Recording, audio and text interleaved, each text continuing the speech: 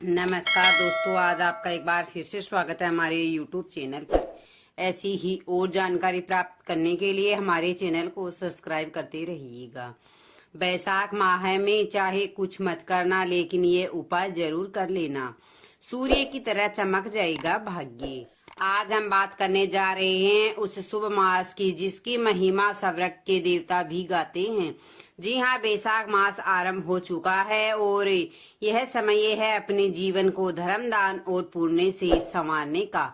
यह ऐसा समय होता है जब ब्रह्मांड की सकारात्मक ऊर्जा बहुत ही सशक्त होती है और आपके हर सत्कर्म का फल कई गुना होकर लौटता है। वैसाख का एक भी दिन ऐसा न जाए जब आप कोई पुण्य न करें।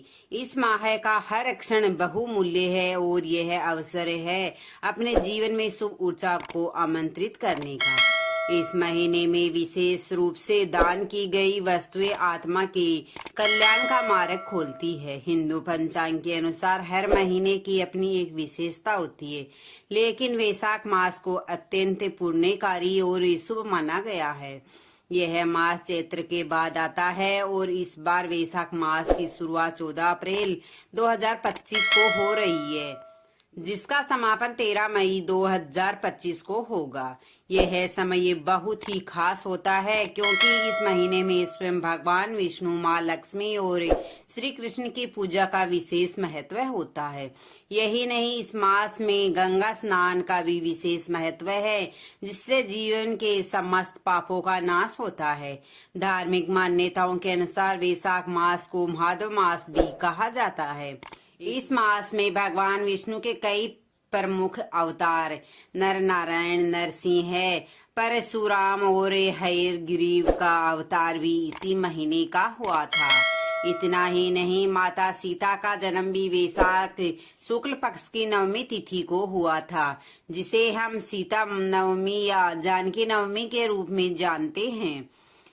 स्कंद पुराण के वैष्णव खंड में ब्रह्मा जी स्वयं कहते हैं, वैशाख मास जैसा कोई दूसरा महीना नहीं, सत्य युग जैसा कोई युग नहीं, वेदों जैसा कोई शास्त्र नहीं और गंगा जैसी कोई तीर्थ नहीं।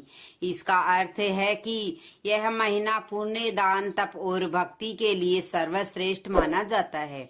ऐसे में इस वीडियो के माध्यम से हम आप सभी को बताऊंगी कि वैशाख माह में कौन से उपाय करने से, कौन सी चीज खरीदने से और किन चीजों का दान करने से भगवान श्री हरि विष्णु अत्यंत ही प्रसन्न होते हैं और जीवन में शुभ फलों की प्राप्ति होती है। इस वीडियो में आपको वैशाख माह के बारे में संपूर्ण जानकारी मिलेगी, इसलिए इस वीडियो को अंत तक जरूर देखना, क्योंकि अधूरे ज्ञान से जीवन में सिर्फ असफलता हासिल होती है। लेकिन भक्तों, उससे पहले अगर आप भी चाहते हैं कि भगवान श्री हरि विष्णु का आशीर्वाद आप और आपके समस्त परिवार पर सदैव बना रहे, तो इस वीडियो को एक लाइक करें और हमारे चैनल को सब्सक्राइब कर कमेंट बॉक्स में जय श्री हरि विष्णु जरूर लिखना।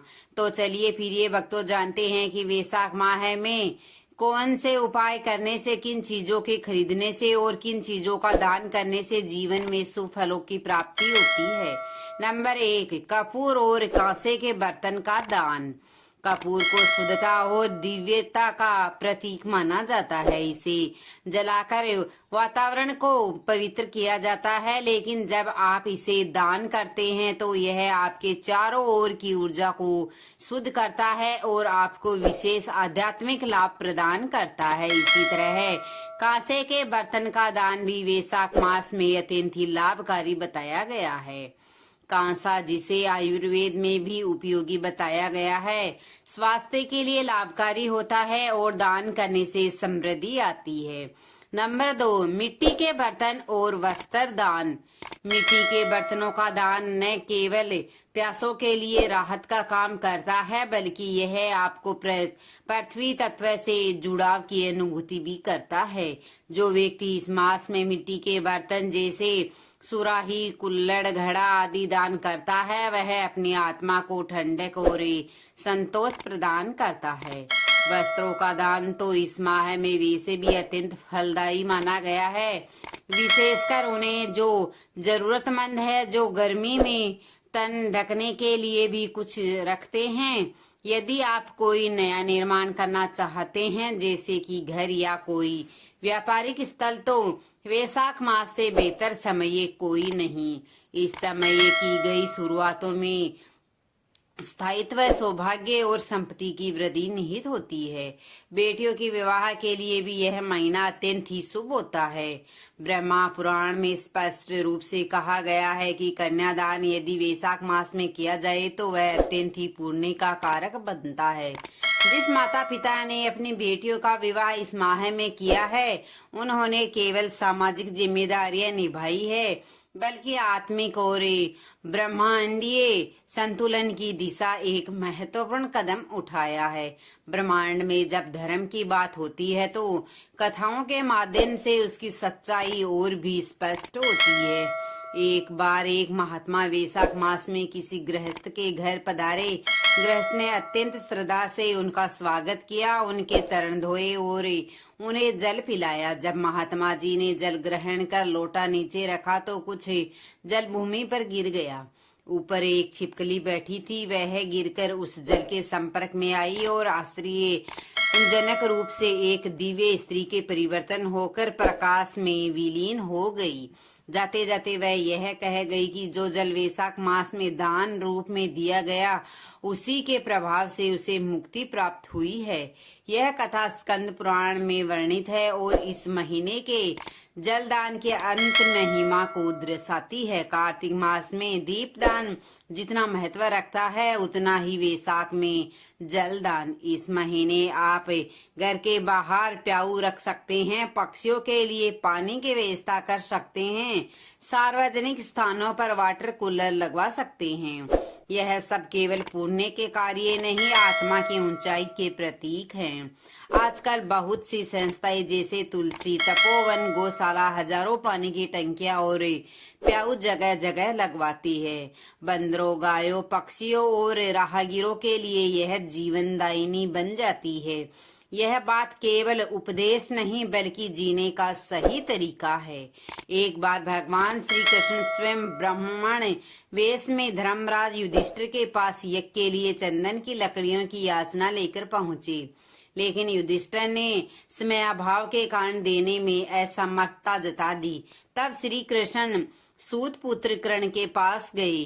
कर्ण ने बिना कोई देरी किए अपने दरवाजे पर चौखट और किवाड़ जो चंदन की लकड़ियों के बने थे, उन्हें तोड़ कर श्री कृष्ण को अर्पित कर दिए। कर्ण ने कहा, यह अवसर बार बार नहीं आता और जब कोई मेरे द्वार कुछ मांगने आया और उसे खाली हाथ भेज दूं तो मेरे जीवन का क्या कीमती रह जाएगा।